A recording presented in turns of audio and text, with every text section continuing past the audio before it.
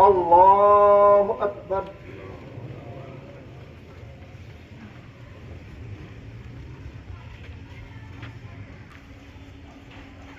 الله أكبر الله أكبر الله أكبر السلام عليكم ورحمة الله السلام عليكم ورحمة الله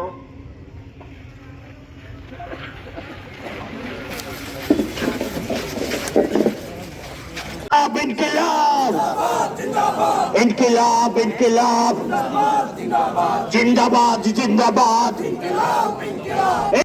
যতদিন পর্যন্ত এই জনপদে বেঁচে থাকবো, অন্যায় অনিয়ম সার্বভৌমত্বের প্রশ্নে কোনো আপোষ করব না। কোন অসততা আমাকে ছুতে পারবে না। আমাকে হত্যা করতে পারো ওসমান হাদির মতো, যত জুলাই যোদ্ধা আছে হত্যা করতে পারো, এই জেনারেশনকে তোমরা কখনো ধ্বংস করতে পারবে না। বাংলাদেশ আবার 5ই আগস্টের আগে কোনোদিন ফিরে যাবে না। বাংলাদেশে আবার কোনোদিন আওয়ামী লীগ ফিরে আসতে পারবে না। এই বাংলাদেশের আজাদির লড়াইয়ে কোনোদিন দিল্লির দাসত্ব কায়েম করতে দিবে না। আমাদের যে সাংবাদিক, যে সুশীলরা যারা আছেন, তারা আমাদের আজাদির লড়াইকে কোনোদিন আর দিল্লির কাছে বিক্রি করে দিতে পারবে না। আমাদের বক্তব্য খুবই পরিষ্কার। যারা আজাদির রং বুঝেন না, যারা আমাদের দেশের মাটির রং বুঝেন না, ওটা আওয়ামী লীগের পতাকার রং নয়, ওটা বাংলাদেশের লাল সবুজের পতাকার রং। আপনারা একটা দুইটা বুলেট নয়, লক্ষ লক্ষ বুলেট ব্যবহার করতে পারেন, কিন্তু এই দেশের মানুষ এক হাদি চলে গেছে, কোনো সমস্যা নাই। লক্ষ লক্ষ হাদি হয়ে বাংলার আনাচে কানাচে, অলিতে গলিতে, প্রজন্ম থেকে প্রজন্ম দিল্লির দাসত্বের বিরুদ্ধে এই লড়াই চালিয়ে যাবে ইনশাআল্লাহ। হাদি ভাই একটা জুলাই জেনারেশনের নাম, উনি একটা জেনারেশন তৈরি করেছেন। দ্বিতীয় ব্যাপারটা হচ্ছে যে আমরা এই সরকারের অনেকগুলো ক্যাপাসিটি সম্পর্কে আমাদের ধারণা আছে।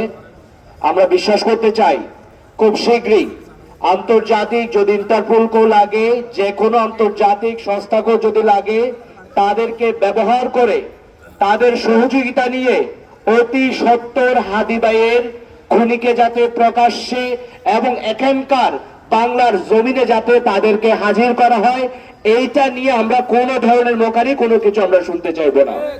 বাংলাদেশের জুলাই বিপ্লবের অগ্রজ সেনানী, ফ্যাসিবাদ বিরোধী আন্দোলনের অন্যতম যোদ্ধা শরীফ আব্দুল হাদীকে নির্মমভাবে হত্যা করা হয়েছে।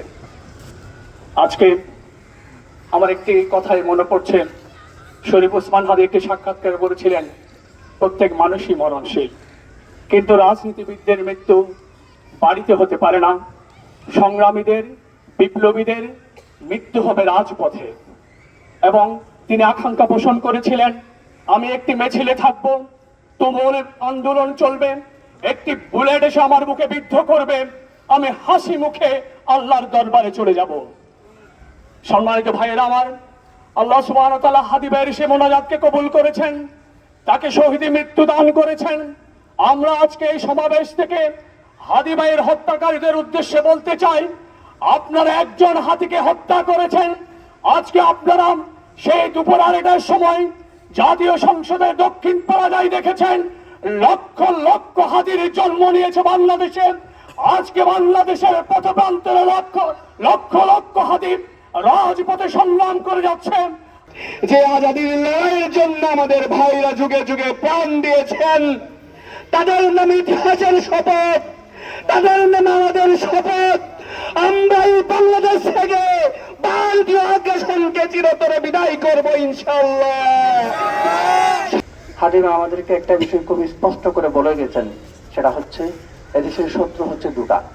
এক নম্বর শত্রু আমাদের সাম্রাজ্যবাদী ভারত, আর একটা শত্রু হচ্ছে ফ্যাসিবাদ। আমরা আমৃত্যু আজীবন, যতদিন আমাদের জীবন থাকবে ততদিন আমরা এই দুটা শত্রুর বিরুদ্ধে হাদী ভাইয়ের মতো আমাদের জীবন বিলিয়ে দিয়ে আমরা লড়ে যাবো ইনশাআল্লাহ।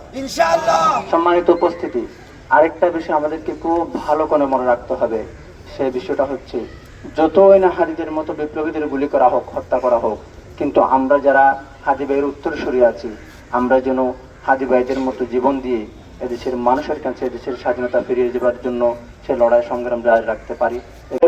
রেখে যাওয়া বাকি কাজগুলো আমরা কক্সবাজার করতে যাচ্ছি। কক্সবাজার জেলা থেকে শুরু করে কক্সবাজার প্রত্যেকটা ইউনিয়নে, প্রত্যেকটা গ্রামে, প্রত্যেকটা মহল্লায় যেন ইনকলাব মঞ্চ, কালচারাল সেন্টারটা তৈরি হয়। আমি কক্সবাজার জেলার ইনকলাব মঞ্চর সেন্টারটা আমি শুরু করতে যাচ্ছি। আপনারা সবাই আমাদের মুরব্বী, আপনারা আমাদেরকে আপনাদের বুদ্ধি দিয়ে, আপনাদের অর্থ দিয়ে, আপনাদের শ্রম দিয়ে, আমরা শ্রম দিব সবসময়, আমরা তো আছি, আপনারা আমাদেরকে সর্বাত্মক সহযোগিতা করবেন এটা কামনা করছি। আমরা আজকে বাংলাদেশের প্রতিটি ঘরে ঘরে শোকাহত আমরা শহীদ হাদি ভাইয়ের যে চেতনা, আমি মনে করি এই চেতনা বাস্তবায়নে আমাদেরকে এগিয়ে থাকতে হবে। আমরা যারা অভিভাবক, আমরা যারা জুলাই যোদ্ধা, তাদেরকে সমবেদনা জানাতে এসেছি। আমরা হয়েছি বাংলাদেশের আরেকটা বাংলাদেশ, যাকে আমরা হাদি, আমরা এই জুলাই বিপ্লবের অভ্যুত্থানের পর থেকে আমরা যাকে চিনি, যিনি ন্যায় কথা বলেছেন, ভারতের আধিপত্যবাদের বিরুদ্ধে কথা বলেছেন, আওয়ামী প্রশাসন স্বৈরাচারের বিরুদ্ধে কথা বলেছেন, বাংলা স্বাধীন বাংলাদেশের পক্ষে কথা বলেছেন, সেরকম একজন বীর যোদ্ধার আজকে আমরা এই শোকাত্মক মানুষ আমরা জানাজায় শরীক হয়েছি। আমি শুধু একটা কথা বলবো প্রশাসনের কাছে, আপনারা সবাইকে ধরতে পারেন হাদির খুনিরা কিভাবে এই দেশ থেকে পালালো, আমরা জবাব চাই। গুলি লেগেছে বাংলাদেশের মাথায়, গুলি লেগেছে বাংলাদেশের সার্বভৌমত্বের উপর, গুলি লেগেছে হাজার হাজার লক্ষ লক্ষ জুলাই যোদ্ধাদের মাথায়।